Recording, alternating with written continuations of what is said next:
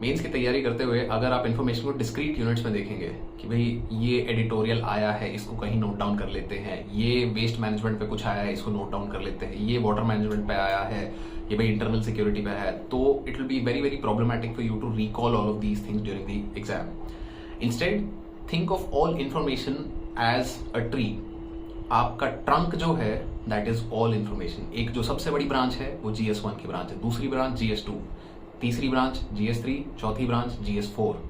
अब उन ब्रांचेस की सब ब्रांचेस है. GS1 की 3 सब ब्रांचेस है, history, society and geography. Similarly GS2 की ब्रांचेस हैं, GS3 की ब्रांचेस हैं.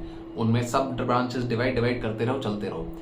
इससे क्या कर रहे हैं हम, we are making it easier for us to recall. क्यों? क्योंकि जब भी मुझे कुछ इन्फॉर्मेशन चाहिए तो मैं सीधा उस ब्रांच के उस कोने में जाके देख सकता हूं, एंड उस ब्रांच के आसपास जो पत्ते वत्ते लगे हुए हैं they will also give me an idea of what are the related topics to this.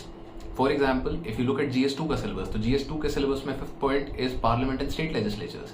Parliament and State Legislatures के एक आगे वाला point और एक पीछे वाला point अगर आप देखोगे, so they will also give you some ideas like separation of powers and Indian constitutional design. तो इनसे भी related आप अपने पार्लियामेंट के आंसर में कुछ points डाल सकते हो if you do not have other points. And in the end, there is no artificial distinction between the different papers. GS1 का कोई पेपर मतलब कोई पॉइंट अगर रेलेवेंट आपको GS3 में लगता है तो आए तो सब एक ही ट्री के ट्रंक से है ना. So this is the idea कि अगर इंफॉर्मेशन को आप इस तरीके से ऑर्गेनाइज करते हुए चलो, go from the largest to the smallest and and keep traveling back and forth repeatedly, it will become easier for you to recall all of this information during the exam.